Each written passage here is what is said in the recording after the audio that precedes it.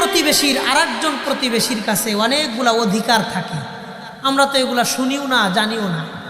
আপনি তার প্রতিবেশী, সে আপনার প্রতিবেশী, আপনি তার কাছে কিছু অধিকার পান, সে আপনার কাছে কিছু অধিকার পায়। একজন প্রতিবেশী আরেকজন প্রতিবেশীর কাছে 13টা অধিকার রাখে। বলেন কয়টা অধিকার রাখে? 13টা। সাহাবায়ে কেরাম কে নবীজি সাল্লাল্লাহু আলাইহি ওয়াসাল্লাম একদিন প্রশ্ন করলেন। ওয়ান আব্দুল্লাহ ইবনে মাসউদ রাদিয়াল্লাহু আনহু قال قال النبي صلى الله عليه وسلم حين سأل أصحابه, নবীজি একদিন সাহাবায়ে কেরামদেরকে প্রশ্ন করলেন, আতাদরুনা মা হাক্কুল জার, তোমরা কি জানো একজন প্রতিবেশী আর একজন প্রতিবেশীর কাছে কয়টা অধিকার রাখে? সাহাবায়ে কেরাম উত্তর দিয়া বললেন, আল্লাহু ওয়া রাসূলুহু আ'লাম, আল্লাহ এবং নবী ভালো জানেন, আমরা জানি না। নবীজি বললেন, এই হাদিসের মধ্যে শোনো, একজন প্রতিবেশী আর একজন প্রতিবেশীর কাছে 10টা অধিকার রাখে। বলেন কয়টা অধিকার রাখে? 1 নম্বর, নবীজি বললেন, ইনিস্তাআনা বিকা আনতাহু, তোমার প্রতিবেশী যদি তোমার কাছে সহযোগিতা চায়, তুমি তারে সহযোগিতা করবা। তোমার কাছে কোনো ব্যাপারে পরামর্শ চাইলে তুমি তারে সুন্দর পরামর্শ দিবা। 1 নম্বর, পরামর্শ চাইলে সুন্দর মতন তারে পরামর্শ দিবা। এটা তুমি তার কাছে পাও না, সে তোমার কাছে পাও না। কথা ঠিক আছে? 2 নম্বর, নবীজি বললেন, ওয়াইন ইস্তাকরাজাকা আকরাস্তাহু, তোমার প্রতিবেশী তোমার কাছে ঋণ চাইলে তুমি তারে সুদমুক্ত ঋণ দিবা। সুদে না, সুদ ছাড়া মানুষকে উপকার করবা। নবী বলেন, মান আকরাজা মুসলিমান কারজান মাররাতাইন কানা কাসাদাকাতিহা মাররাতান, এক ব্যক্তি যদি কাউকে কোনো টাকা ঋণ দেয়, 2 বার যদি ঋণ দেয়, 1 বার আল্লাহর রাস্তায় দান করলে যেমন সব হয়, 2 বার ঋণ দিলে 1 বার দানের সমপরিমাণ সব আল্লাহ তার আমলনামায় লিপিবদ্ধ করে দেয়। তাইলে 1 নম্বর নবী বললেন, পরামর্শ চাইলে পরামর্শ দিবা। 2 নম্বর, ঋণ চাইলে তুমি তাকে ঋণ দিবা। 3 নম্বর, নবী বলেন, ওয়াইন ইফতাকারাউতা আলাইহি, তোমার প্রতিবেশী যদি হঠাৎ করে গরিব হয়ে যায়, তুমি তার পাশে দাঁড়াইবা। একটা দোকান ছিল, একদিন রাতের বেলায় দোকানে আগুন লাইগা সব কিছু পুইরা ছারখার হয়ে গেছে। গতকালকে ছিল ধনী মানুষ, আজকে সকালবেলায় গরিব হয়ে গেছে। নবী বললেন, উত্তাহু, তুমি প্রতিবেশী হিসেবে তার পাশে দাঁড়াইবা। হঠাৎ দরিদ্র হয়ে গেলে পাশে দাঁড়াইবা। 4 নম্বর, নবীজি বললেন, ওয়াইদা মারিযা উত্তাহু, তোমার প্রতিবেশী অসুস্থ হইলে তুমি তাকে হাসপাতাল পর্যন্ত দেখতে যাইবা। আমাদের সমাজের মধ্যে বহু মানুষ অসুস্থ হয়ে হাসপাতালে থাকলে বলে, এখন তো হাসপাতালে আছে, বাড়িতে আসলে দেখতে যাব। কিন্তু নবী বলেন, না, তোমার প্রতিবেশী অসুস্থ হয়ে হাসপাতালে থাকলে তুমি তাকে হাসপাতাল পর্যন্ত দেখতে যাইবা। এটা তোমার প্রতিবেশী তোমার কাছে পাও না। কারণ নবীজি বলেন, কোনো ব্যক্তি যখন কোনো অসুস্থ মানুষকে দেখতে যায়, অসুস্থ কোনো আত্মীয় স্বজনকে দেখতে যায়, 70,000 ফেরেশতা যতক্ষণ পর্যন্ত ওই ব্যক্তি রোগীর পাশে বসা থাকে, এই ব্যক্তির জন্য আল্লাহর কাছে গুনাহ মাফের দোয়া করতে থাকে। রোগী দেখতে যাওয়া ইসলামে অনেক গুরুত্বপূর্ণ কাজ। তাইলে 1 নাম্বার, পরামর্শ দিও, ভালো পরামর্শ দিও। 2 নাম্বার, গরিব হয়ে গেলে তাকে ঋণ দিও। 3 নাম্বার, বিপদে তার পাশে দাঁড়ায়। 4 নাম্বার, অসুস্থ হইলে তারে দেখতে যাই। নবীজি সাল্লাল্লাহু আলাইহি ওয়াসাল্লাম 5 নাম্বার বলেন, ওয়াইযা মাতা ইত্তাবাতা জানাজাতাহু, তোমার প্রতিবেশী যেদিন ইন্তেকাল করবে, মারা যাবে, তুমি তাকে কবরস্থান পর্যন্ত নিয়ে দাফন করা পর্যন্ত তুমি তার পাশে থাকবা। কবর পর্যন্ত নিয়ে দাফন করা শেষ পর্যন্ত তুমি তার পাশে থাকবা। সুবহানাল্লাহ। ইসলাম কত সুন্দর শিক্ষা আমাদেরকে দেয়। প্রতিবেশী মারা গেছে, কবরস্থান পর্যন্ত দাফন করা শেষ হওয়া পর্যন্ত পাশে থাইকো। 5টা কথা গেল। 6 নম্বর, নবীজি বলেন, ওয়া ইন আসাবাহু খায়রুন হান্নাতাহু, তোমার প্রতিবেশীর বাড়িতে কোনো আনন্দের সংবাদে তুমি খুশি হইবা, সাবধান, প্রতিবেশীর আনন্দে তুমি হিংসা করবা না। পাশের বাড়ির লোকেরা একটু সুখ শান্তিতে থাকলে লগের বাড়ির মানুষের সহ্য হয় না। কথা বলেন।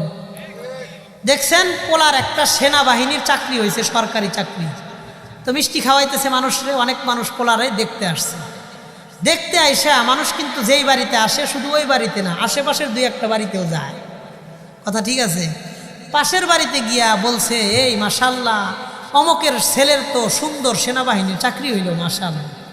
দেখবেন সে মুখটারে পাতিলের নিচের কালা অংশ আছে না, এরকম কালা বানায় কয় ওর ফোলার চাকরি হয়েছে, তো আমি কি করব? কথা বলেন। তার মানে প্রতিবেশীর খুশিতে সে খুশি হইতে পারে না, তার হিংসার আগুন জ্বলতে থাকে। কথা বলেন। প্রতিবেশীর মেয়েটার একটা ভালো জায়গায় বিয়া হোক, এটা প্রতিবেশী লোকের বাড়ির মানুষ চায় না। উল্টাপাল্টা কথা বলে আর সম্পর্ক নষ্ট করে দেয়। আসছে আর এক বাড়িতে গেছে দেখতে, কি ও মাইয়াটা কেমন, ইন্নালিল্লাহ, আমরা কিছু কমু না, পইলে ঝামেলা। আপনারা আবার কয়া দিবেন, পরে কি প্যাস লাগবো, আপনাদের মনে চাইলে নেন, না চাইলে না নেন। এর চাইতে বেশি কিছু আসলে বলারও দরকার পড়ে না। কথা বলেন। আবার অনেকেই বলে আমরা পাশের বাড়ি থাকতে পারি না, আপনারা এক বাড়িতে কেমনে থাকবেন? আমরা পাশের বাড়িতে থাকতে পারি না, আপনারা এক বাড়িতে কেমনে থাকবেন? আর দুনিয়াতে মাইয়া পাইছেন না, এনেই পাইলেন আপনারা। এই কথা বইলা পরিবারের আত্মীয়তার সম্পর্ক নষ্ট করে দেয়, এমন মানুষও আছে না নাই? তাদের কথা হলো, আমার মেয়েটাকে আমি ভালো জায়গায় দিতে পারি নাই, ওর মাইয়াটাকেও ভালো জায়গায় দিতে দিব না, এমন মানুষও আছে না নাই? আছে। এই জন্যই নবীজি বললেন, ওয়াইন আসাবাহু খায়রুন হান্নাতাহু, তোমার প্রতিবেশীর মধ্যে ভালো কোনো সংবাদ আসলে তোমরা আনন্দিত হইবা, সাবধান প্রতিবেশীর আনন্দের সংবাদ নিয়ে হিংসা করবা না। 7 নম্বর নবীজি বলেন, ওয়াইন আসাবাতহু মুসিবাতুন আযাইতাহু, তোমার প্রতিবেশীর মধ্যে কোনো দুর্ঘটনা ঘটলে তুমি গিয়া তাদেরকে সান্ত্বনা দিবা। সান্ত্বনা দিও, পিঠে হাত বোলাইয়া দিও, সান্ত্বনা দিবা তাদেরকে। এই গেল 7 নম্বর কথা।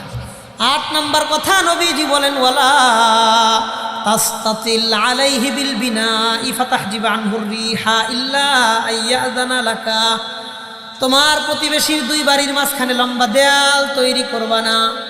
2 প্রতিবেশীর বাড়ির মাঝখানে লম্বা দেয়াল তৈরি করে প্রতিবেশীর বাড়ির বাতাস তোমরা বন্ধ করবা না। এক বাড়ির মাঝখানে লম্বা দেয়াল তৈরি করে আর এক বাড়ির আলো বাতাস বন্ধ করবা না। অনুমতি দিলে করবা, অনুমতি ছাড়া করবা না। ঢাকা শহরের বাড়িগুলা দেখলে বাতাস দূরের কথা, আলোও যাইতে দেয় না। থুথু ফালাইলে আর এক বাড়ি বিল্ডিংয়ে লাগে, মাঝখানে এতটুকু জায়গা নাই যে থুথুটা মাটির দিয়ে পড়বে। কথা বলেন। মরলে কান্দে করে লাশ বাইরে নিয়ে যায়, খাটিয়ে ভিতরে ঢোকে না। 1 ইঞ্চি জায়গা ছাড় দেন, 1 ইঞ্চি জায়গা ছাড়ে না। হ্যাঁ, বাবা মরে যাইতেছে, ভাইয়ের লগে দ্বন্দ্ব, চাচার লগে দ্বন্দ্ব আর কি, বাপ মরে যাইতেছে, পোলার হাত ধরে ওসিয়ত করে দেয়, জমি বেচা হইলে মামলাটা চালাইস, মামলাটা ছাইড়া দিস না। কথা বলেন। নিজের ভাতিজার জন্য 1 হাত জায়গা ছাড়ে না, আধা হাত জায়গা ছাড়ে না। আমনেরই তো ভাতিজা, খাইলে আমনের ভাতিজা খাইবে, অসুবিধা কি? ছাড়বে না। পোলারে ওসিয়ত করে যায়, তুই মামলা ছাড়িস না। এমন মানুষও সমাজে আছে না নাই? আপনি তো 1 ইঞ্চি জায়গাও নিয়ে যাইতে পারবেন না, আপনার যে 3.5 হাত ওইটাই থাকবে। এই জন্য দুনিয়াতে মানুষের সাথে সহজ আচরণ করলে আল্লাহ আমাদের সাথে সহজ আচরণ করবে ইনশাআল্লাহ। আল্লাহ বোঝার তৌফিক দান করেন। এই জন্য নবীজি বললেন 8 নম্বর কথা, ওয়ালা তাস্তাতিল আলাইহি বিল বিনাই ফাতাহজিব আনহুর রিহা ইল্লা আইয়াযানা লাকা, 2 বাড়ির মাঝখানে লম্বা দেয়াল তৈরি করে প্রতিবেশীর বাড়ির বাতাস তোমরা বন্ধ কইরো না। 9 নম্বর কথাটা গুরুত্বপূর্ণ কথা শোনেন। নবীজি বলেন, ওয়া ইযা ইশতারাইতা ফাকিহাতান ফাআহদিলা, তুমি যদি তোমার বাড়ির জন্য সামান্য পরিমাণ ফল ফলাদি কেনো, ওইখান থেকে সামান্য ফল হইলেও প্রতিবেশীর বাড়িতে হাদিয়া দিবা। একটা ফল কিনছো, একটা টুকরা হইলেও প্রতিবেশীর বাড়িতে দিও। অনেকগুলো আপেল কিনছো, একটা আপেল হইলেও দিও। 1 কেজি আঙ্গুর কিনছো, 5টা আঙ্গুর হইলেও নিয়ে দিও। এটা প্রতিবেশীর একটা হক, প্রতিবেশীর একটা অধিকার। কয় যদি গরিব মানুষ হই, আমি কিনছি অল্প, গুন্না গুন্না মানুষ যেই কয়জন সেই কয়টা আপেল কিনছি, সেই কয়টা কমলা কিনছি, তাইলে কেমনে কি? নবীজি বলেন, ফাইনলাম তাস্তাতি, যদি তুমি হাদিয়া দেওয়ার সক্ষমতা না রাখো, ফাদখিলহা সিররা, তাহলে ওই ফলটা গোপনে বাড়িতে নিয়ে যায়, প্রকাশ্যে নিবা না।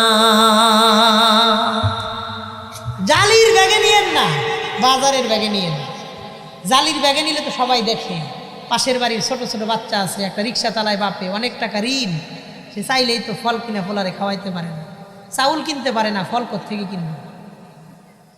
হ্যাঁ, নবী বললেন তুমি জালির ব্যাগে ফল নিয়ে যাও না, ব্যাগ বাজারের ব্যাগে নিয়ে যাও, যেন মানুষ না বোঝে যে ভিতরে কি আছে। সুবহানাল্লাহ। শুধু তাই না, নবীজি বলেন ওয়ালা ইয়াখরুজ বিহা ওয়ালাদুকা লিয়াগিয বিহা ওয়ালাদা, তোমার সন্তানদের হাতে ফলের টুকরা কাইটা দিও না। সন্তান যদি অন্যদের পোলাপানের সামনে গিয়া ফল খায়, এতে ওই ছোট ছোট বাচ্চার মনে কষ্ট লাগবে। পোলাপানের হাতে তরমুজ কাইটা দিলে পোলাপান তরমুজটা নিয়ে সবার আগে যেখানে আরো 10-12 জন পোলাপান আছে ওখানে দাঁড়ায় দাঁড়ায় খায়। কথা বলেন? হ্যাঁ, নবী নিষেধ করলেন না, দিও না। 2টা কারণে। 1 নাম্বার, তোমার পোলাপান ফল ফলাদি নিয়া অন্য 10 জন মানুষের সামনে যে গিয়া যখন খাবে, তখন মানুষের বদনজর পড়তে পারে ওই ফলের উপরে, এখান থেকে তোমার পোলাপানের অসুবিধা হইতে পারে। কারণ নবীজি বলেন আল আইনু হাক্কুন ওয়ালাউ কানা শাইউন সাবাকাল কদরা লা সাবাকাতুল আইন, মানুষের বদনজর সত্য।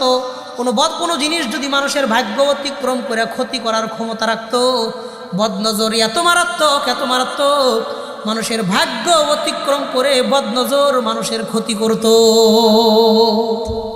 বদনজর এত মারাত্মক, এত ভালো গাছের পেঁপে কোন আল্লাহর ওলির নজর লাগছে, পরের থেকে ধ্বংস। কথা কম, এই ওলি আবার আল্লাহর ওলি মনে করেন না, কইলাম আরই। ধানের জমি কত সুন্দর ধান হয়েছে, কে জানে দেওয়ার সময় মাশাআল্লাহ মাশাআল্লাহ তো কইছে না, এত সুন্দর ধান হয়েছে। পরের দিন যায় দেন সব ধান চিটা হয়ে গেছে।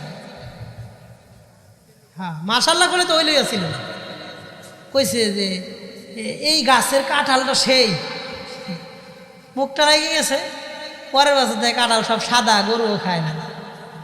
অথচ সবচাইতে ভালো কাঁঠাল গাছ ছিল বাড়িতে এইটা, আত্মীয় স্বজন সবাই বলতে এই গাছের একটা কাঁঠাল দিও। আর এখন আগেই সব বাঁকাতেরা ওয়া শেষ, নষ্ট। ভালো গাছের পেয়ারা, কত সুন্দর পেয়ারা, কাইটে দেখে সব পোকা, খাইতে পারে না। কারণ ওই যে কোনো আল্লাহর ওলির নজর লাগছে। কথা বলেন? নবীজি বললেন তোমার বাচ্চা কাচ্চাদেরকে ফলের টুকরা দিয়া বাহিরে সন্তানদের সামনে পাঠাইবা না, এতে করে বদনজর লাইগা তোমার সন্তানের সমস্যা হইতে পারে, অসুবিধায় পড়ে যেতে পারে। 2 নাম্বার কারণ হলো, এই ছোট বাচ্চা যখন তার বাবার কাছে গিয়ে বলবে আব্বু অমকের বাবা অমকে তরমুজ কিনে দিছে, আপনি আমারে তরমুজ কিনে খাওয়ান, ওই বাচ্চাকে যদি তার বাবা তরমুজ কিনে দিতে না পারে, নবী বলেন তাহলে আমার একজন উম্মত তার মনে কষ্ট পাবে। উম্মতের মনে তোমরা কষ্ট দিবা না। 1 নাম্বার, প্রতিবেশী পরামর্শ চাইলে পরামর্শ দিবা। 2 নাম্বার, ঋণ চাইলে ঋণ দিবা। হঠাৎ দরিদ্র হইলে 3 নাম্বার তার পাশে দাঁড়াইবা। 4 নাম্বার, অসুস্থ হইলে হাসপাতালে দেখতে যাইবা। 5 নাম্বার, মারা গেলে জানাজা করে কবর পর্যন্ত তার পাশে থাকবা। 6 নাম্বার, তার প্রতিবেশীর মধ্যে আনন্দের সংবাদ আসলে তুমি খুশি হইবা, হিংসা করবা না। 7 নাম্বার, বিপদে পড়লে তাদেরকে সমবেদনা জানাইবা। 8 নাম্বার, লম্বা দেয়াল তৈরি করে তার বাড়ির বাতাস বন্ধ করবা না। 9 নাম্বার, ফল কিনলে তার বাড়িতে হাদিয়া দিবা, হাদিয়া দিতে না পারলে ফলটা গোপনে বাড়িতে নিয়ে যাইবা। আর খেয়াল রাখবা তোমার সন্তান যেন তোমার ফলের টুকরা নিয়ে অন্য প্রতিবেশীর সন্তানদের সামনে গিয়া না খায়, এতে ওই সন্তানরা মনে কষ্ট পাবে। বাবা কিনা দিতে না পারলে আমার একজন দরিদ্র উম্মত তার মনে কষ্ট পাবে। নবী উম্মতের প্রতি কি পরিমাণ দয়ালু ছিলেন, সন্তানের একটা আবদার রক্ষা করতে না পাইরা যেন বাবা কষ্ট না পায়, তোমরা খেয়াল রাখো। সুবহানাল্লাহ। 10 নম্বর কথা নবীজি বললেন, তোমার বাড়িতে যদি কোনো সুগন্ধি জাতীয় খাবার তোমরা পাকাও, তাহলে 1 চামচ খাবার হইলেও প্রতিবেশীর বাড়িতে পাঠাইবা। 1টা চামচ খাবার হইলেও প্রতিবেশীর বাড়িতে দিও। ওয়ালা তুযহি বিকুতারি কিদরিকা ইল্লা আন তাগরিফা লাহু মিনহা, তোমার বাড়ির ঘ্রাণযুক্ত খাবার যেন তোমার প্রতিবেশীর নাকে কষ্ট না দেয়। শোনেন, তোমার বাড়ির ঘ্রাণযুক্ত খাবার যেন তোমার প্রতিবেশীর মনে কষ্ট না দেয়। আপনি তো পাকাইছেন বিরিয়ানি, পোলাপান্ডি হোমানে আয়া জিগায়, মা এত সুন্দর গ্রাম থেকে, মা কিছু কয় না, আপনারা খায় দেয় শেষ, ওই বাচ্চাদেরকে একটা চামিচ দেন নাই। এই জন্য প্রতিবেশীরা যেন দিতে পারেন, গোস্তর লোকে দুই একটা আলু বাড়াইয়া দিয়েন, যে আমরাও খামো, ওদেরকে একটু দিও। বরকত দেওয়ার মালিককে বলেন, বরকতের মালিককে আল্লাহ। আল্লাহ বরকতের মালিক। এই জন্য আপনি গরিবদেরকে দেখলে আপনারা দেখবেন কে? আল্লাহ। আপনারা যদি ধনী বানায় থাকে, বানাইছেন কে? আপনার লোকের বাড়িকে যদি গরিব বানায় থাকে, বানাইছেন কে? পৃথিবীর সকলের রিজিকের দায়িত্ব কার? আল্লাহ। যে পাগল, ইনকাম করতে পারে না, পাগল, ওর রিজিকের দায়িত্ব কার? আপনি যদি তারে খাওয়ান, আপনার তো দায়িত্ব না। পাগলরে খাওয়ানোর দায়িত্ব আপনার না। আল্লাহ বলছেন, ওমা মিন দাব্বাতিন ফিল আরদি ইল্লা আলাল্লাহি রিজকুহা, রিজিকের দায়িত্ব আল্লাহ। আপনি যদি খানা খাওয়াইয়া দেন, আল্লাহ চিন্তা করে দায়িত্বটা ছিল আমার এই নেককার বান্দা পাগলারে খাওয়াই দিছে, এই বান্দার দায়িত্ব এখন আমার। সুবহানাল্লাহ। আপনারে খাওয়ানোর দায়িত্ব আল্লাহ নিয়ে নেন, বরকত দেওয়ার দায়িত্ব আল্লাহ নিয়ে নেন। ওর সংসারে আমাকে বরকত দিতে হবে, ও আমার কাজ করছে, কাজটা তো ছিল আল্লাহ, আল্লাহ খাওয়াইতেন। এই জন্য আমাদের ওস্তাদ সাইদ আহমদ পালনপুরি রহিমাহুল্লাহ, হজরতের কাছে আমরা বুখারী শরীফ পড়েছি, দারুল উলুম দেওবন্দে। হুজুর বলতেন, কোনো মানুষ যদি তোমার কাছে খাবার চায়, খাবার কি চায়? পেটে ক্ষুধা, কইছে ভাই আমার একটু খানা খাওয়ান, আমি 2 দিন যাবত কিছু খাইতে পারি না, একটু খাওয়ান। আমাদের ওস্তাদ বলতেন, তারে ফিরে দিও না, তারে খানাটা খাওয়াইও। টাকা পয়সা দেওয়া, সহযোগিতা করা পরের বিষয়, যদি খানা চায় তোমার কাছে, তারে ফিরাইও না, খানা খাওয়াইও। কেন? হতে পারে এই লোকটা আল্লাহর কাছে খানা চাইছে, আল্লাহ দয়া করে ওই বান্দারে তোমার কাছে পাঠাই দিছে, যে আমার ওই বান্দার কাছে যা, ও তোরে খাওয়াইব। পাঠাইছে, সে একা আসে না, আল্লাহ তারে পাঠাইছে। তুমি তারে ফিরাইয়া দিও না, তোমার সংসারে বরকত দেওয়ার মালিক কে? আল্লাহ। এই কথাটা চিন্তা করেন। ক্ষুধার চাইতে বড় যন্ত্রণাদায়ক, কষ্টদায়ক কোনো জিনিস আর হয় না। কোনো অভুক্ত, একদম ক্ষুধার্ত কোনো মানুষকে আপনি খাওয়াইলেন, তার মানে আপনি আল্লাহর কাজ করলেন। দায়িত্বটা আল্লাহর ছিল, আপনি পালন করে দিয়েছেন, আপনার সংসারে অবশ্যই আল্লাহ বরকত দিবেন। এই জন্যই নবীজি বলেছেন, ইরহামু মান ফিল আরদি ইয়ারহামুকুম মান ফিস সামা। দুনিয়ার জমিনের উপরে যারা আছে, তাদের উপরে তোমরা দয়া করো, আসমানের উপরে যিনি আছেন, তিনি তোমাদেরকে দয়া করবে। লা ইয়ারহামুল্লাহু মান লা ইয়ারহামুন নাস। যে ব্যক্তি দুনিয়ার মানুষের জন্য দয়া করে না, ওই ব্যক্তির জন্য স্বয়ং আল্লাহও দয়া করেন না। এই জন্য নবীজি 10 নম্বর কথা বললেন, ওয়ালা তুযহি বিকিতারি কিদরিকা ইল্লা আন তাগরিফা লাহু মিনহা। ঘ্রাণযুক্ত খাবার পাকাইলে তুমি তোমার প্রতিবেশীর বাড়িতে একটা চামিচ খাবার হইলেও পাঠাইবা। 11 নম্বর কথা নবীজি বললেন, ওয়া ইযা লাকিতাহু ফাসাল্লিম আলাইহি। তুমি তোমার প্রতিবেশীর সাথে সাক্ষাৎ হইলে তুমি তারে সালাম দিবা।